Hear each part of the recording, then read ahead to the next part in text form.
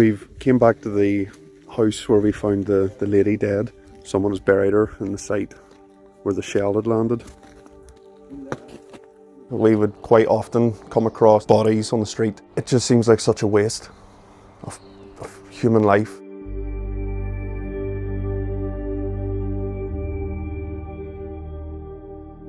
Whenever I was younger, I was in the St. John Ambulance Cadets, and I've done a number of upskilling courses.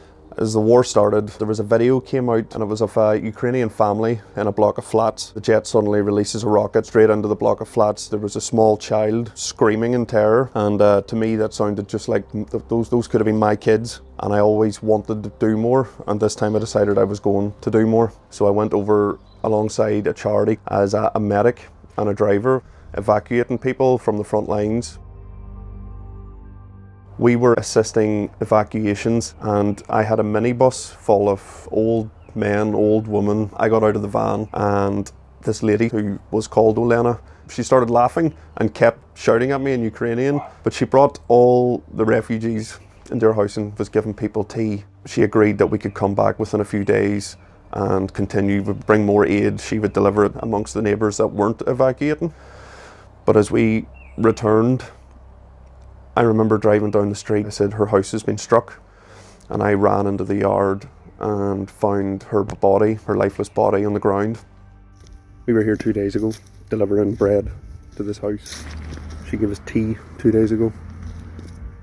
And the dog running around, terrified. The dog wouldn't come near me, so I left food out for her. And we came back 2 days later. As soon as we arrived, the dog came running straight over to me, and she let me pick her up, and she was glued to my side then for weeks afterwards. There was something about her.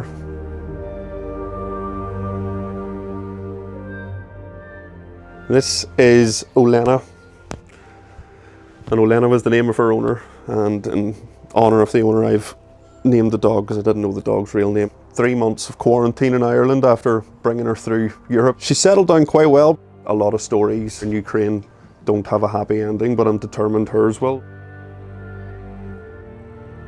Life is being snuffed out. Essentially, parts of a country are being permanently deleted. The spirit of the Ukrainian people, I've never met more resilient or brave or kind people in my life. It just seems like such a waste of everything. Like, it's not just affecting people in one part of the world. This is a global problem.